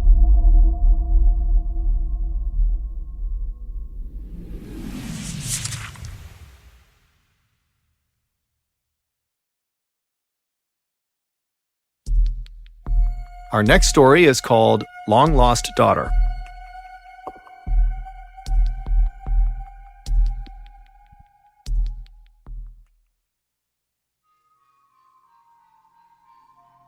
In 2007, 60-year-old Michael Dick was living in Bow, East London with his wife and two daughters. While his life was not exactly exciting, it was good. He lived in a quiet and safe neighborhood, and Michael, who used to be a carpenter, was now semi-retired and got to spend the bulk of his time with his friends and family. But that year, something really started to bother him. 10 years prior, Michael had split up with his first wife, and after their divorce was finalized, his ex-wife and the daughter they had together, her name was Lisa and she was 21 at the time, those two stayed in the family home in Sudbury, England, and Michael moved south about an hour and a half to Bow, East London. The divorce had been quite messy, and so Michael had not only lost touch with his ex-wife, he had also lost touch with Lisa. And so fast forward 10 years back to 2007, and Michael and Lisa had not spoken since the divorce, and Michael found himself suddenly feeling this unbelievable wave of grief over the loss of his relationship with his first child. And so after speaking with his current wife and his two other daughters, he decided that he had to go find Lisa. He had to be reunited with her. The only problem was he didn't know where Lisa lived, he didn't have her contact information, and he didn't know where his ex-wife was, so he couldn't even ask her how to get in touch with Lisa. However, he did have the street address of where they used to live in Sudbury, England, and so he decided that would be his starting point. So in August of that year, Michael and his two other younger daughters, they hopped in the car and they left Bow, East London, and they headed up to Sudbury. And when they got there, Michael navigated to his old street, which had brick houses lining each side of the road, and he drove down until he spotted his old house, and he parked right out front. And then he alone hopped out of the car and he walked up to the front door. He took a deep breath and then he knocked on the door.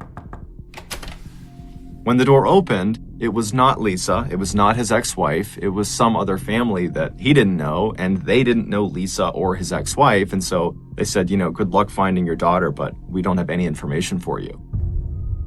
And so Michael was crushed, but he thanked them, and he turned around, and he went back to the car, and he told his other daughters about what he had just learned. And then from there, the trio just kind of began driving around Sudbury, half looking for Lisa out on the streets, although none of them thought they would actually find her, and then also kind of discussing what they were going to do next, because now they had nothing. And so as they're driving around the streets of Sudbury, they come to the realization that their best bet at finding Lisa is putting some sort of story in the local newspaper that hopefully she would see, and then she would contact Michael. And so they drove to the headquarters of the local paper, the Suffolk Free Press, and they went inside and they managed to speak to a reporter. And after telling the reporter Michael's story about how he's lost touch with Lisa, the reporter thought, you know what, this is actually a pretty interesting story, and I'd be happy to do a small feature on you guys. And so the reporter, along with a photographer, brought Michael and his two daughters outside. They took a picture of them, and then they told Michael, in the next edition of the paper that will run in a couple of days, we'll run this picture along with a little write-up about how you're looking for Lisa, and we'll put your contact information in there, and hopefully she sees it and she reaches out to you, and you can be reunited and live happily ever after. And so Michael thanked the reporter and the photographer, and then he and his other two daughters hopped in the car and headed back to Bow, East London. In 2007, at the same time that Michael was beginning his search for Lisa, Lisa was actually beginning to think, you know what, I want to go find my dad. Lisa was now 31 years old. She had 3 kids of her own. She was married. She had moved out of Sudbury to a neighboring town. And she was thinking, I really want to have a relationship with my dad again so that my kids can have a relationship with him. And so she began speaking with her mother and with friends about how she should go about finding her dad, because like Michael, she didn't have his contact information, she didn't have a phone number, she didn't know anyone who would, and then when she went on social media to look for him, he wasn't on there, and so she was kind of at a loss. Then, one day in August, she was at her office and she was in the break room, and she saw a copy of the Suffolk Free Press sitting out on the coffee table. So she picked it up and she began flipping through the pages, and then suddenly she stopped when she saw a picture of herself. She saw her and her mother walking along the streets of Sudbury. She had been in Sudbury just a couple of days ago to talk to her mom about finding her dad and kind of strategies for how to go about doing that. And then Lisa glanced at the caption for this photo, and she nearly fell off of her chair. The man and the 2 girls who were the main focus of this photo that Lisa was in were her father and her 2 stepsisters. She just didn't recognize them. She just saw herself in the back of this photo. So purely by chance, after being apart for over a decade, on the only day that Lisa happened to be in Sudbury talking to her mom about finding her father, she was literally 100 feet behind her father and her stepsisters as they were looking for her and putting out this ad in the paper to hopefully find her. And this one photo that the photographer took captured all of them in the same frame. Lisa would, of course, read the article and get her father's contact information. She would reach out, and initially Michael actually thought it was a scam and didn't believe this was actually Lisa calling to say, I found myself in the picture of you in Sudbury. But eventually he was convinced, and he drove right out to Sudbury, and he got a chance to meet his grandkids for the first time. And today, he and Lisa are still in touch.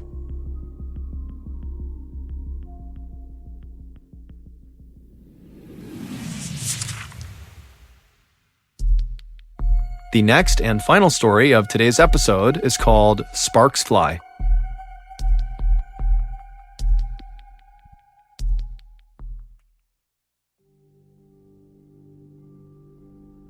In July of 1848, a 25-year-old man named Phineas Gage got a job working construction on the Hudson River Railroad in New York.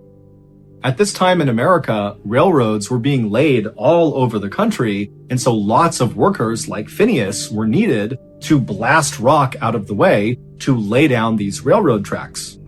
And as it happened, Phineas was an expert in explosives. He had learned how to set controlled blasts growing up on his family's farm in New Hampshire, and then later in his life, he had worked in a mine blasting through rock.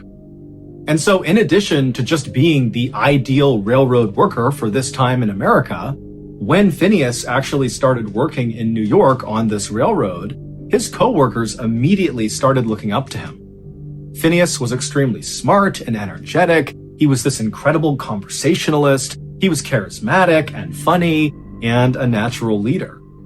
And so just 2 months into starting this new job, it was no surprise to anyone who knew Phineas or worked with Phineas that he was promoted to blasting foreman, which meant Phineas would lead the explosives team.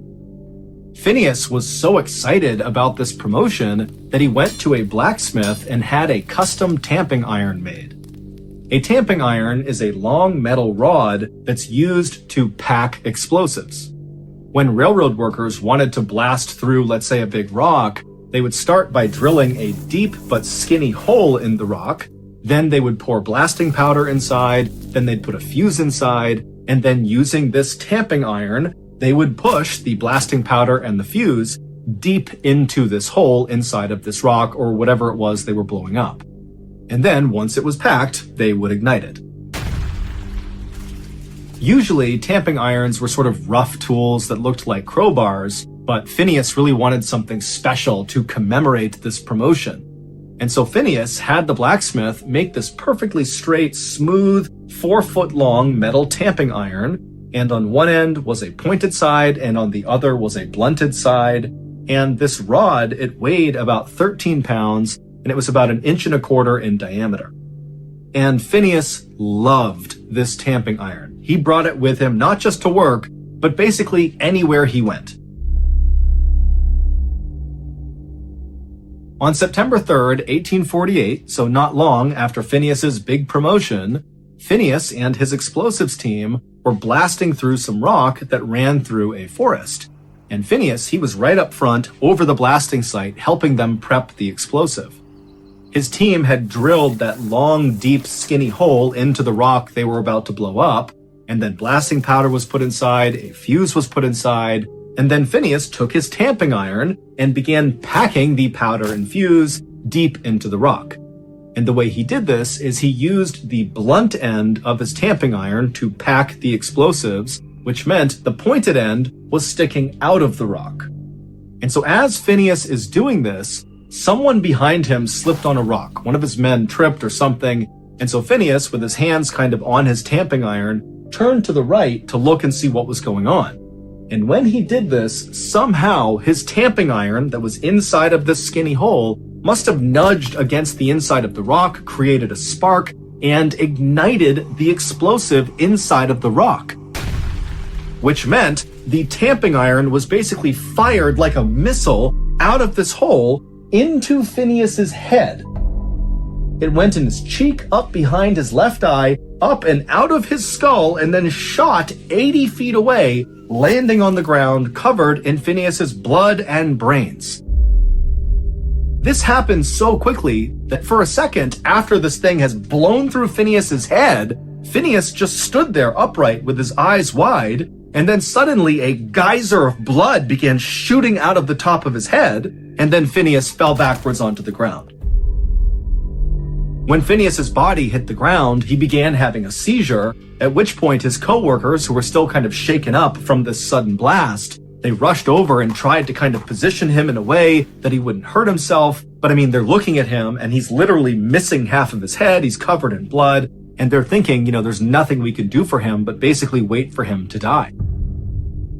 And so all of Phineas's co-workers, who adored Phineas, just stood there very somber watching their boss die. But eventually, Phineas stopped having a seizure, and then he opened his eyes and he looked up at his crew, and he sat up and he said, "What happened?" Now remember, half of his head has been blown out by a 13-pound, 4-foot-long metal rod that has shot through his head. And his co-workers, when they heard how clearly he was speaking and how focused his eyes were, they couldn't believe it. How in the world is this guy alive, let alone having a coherent conversation with them? And so the co-workers told Phineas, "Please lie down, we'll get you help, lie down, relax." But Phineas, who still had blood also shooting out of his head, just kind of stood up casually and walked over to the railroad cart and signaled for his crew to take him back into town. And so the crew, they're looking over at Phineas, who now is literally head to toe just red from blood. Still bleeding, but less so, and he's just sitting on the railroad cart waiting for them. And so they walk over to him and they start the slow 1-mile journey into town on this railroad cart, and the whole time they're all kind of looking at Phineas, expecting him to die any second. But instead, Phineas is just kind of looking around with half of his head, and at some point he pulled out his logbook and carefully wrote down what time they were leaving their work site to make sure his crew was accurately paid. And then finally they reached town, and Phineas was still very much alive and looking around, acting like nothing had happened to him.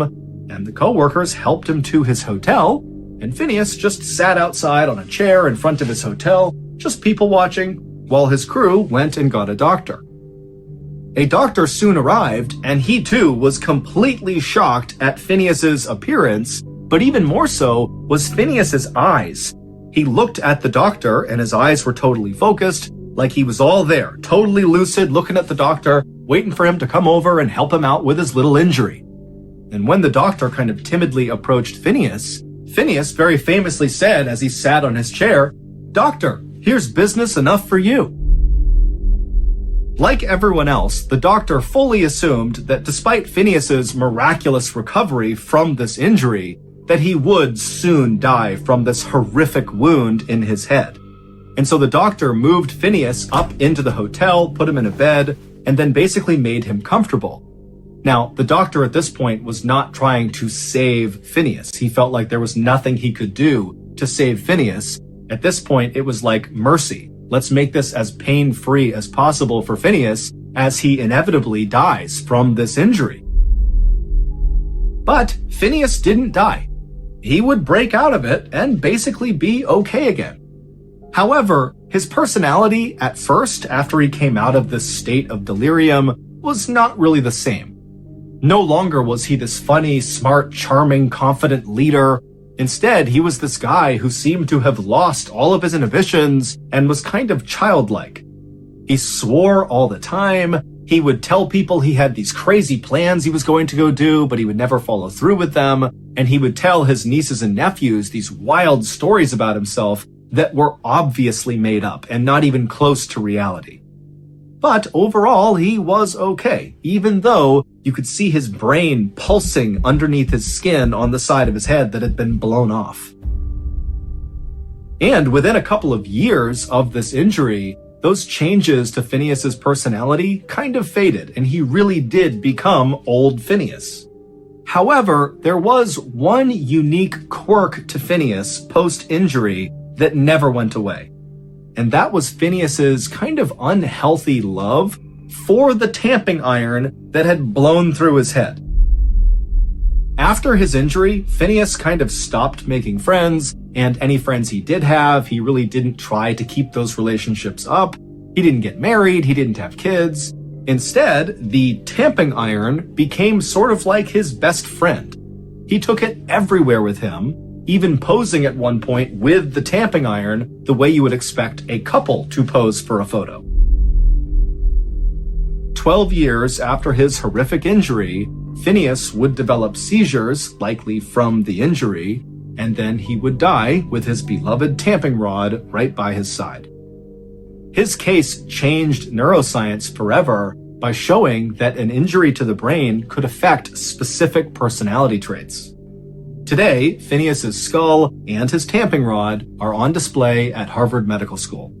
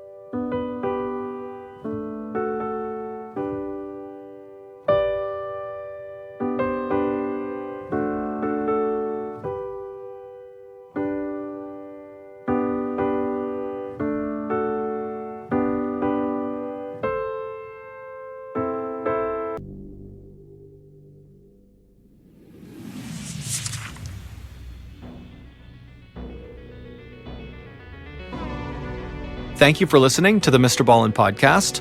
If you enjoyed today's stories and you're looking for more bone-chilling content, be sure to check out all of our other studios podcasts, MrBallen's Medical Mysteries, Bedtime Stories, and Runful. Just search for Ballen Studios wherever you get your podcasts. If you want to watch hundreds more stories like the ones you heard today, head to our YouTube channel, which is just called MrBallen.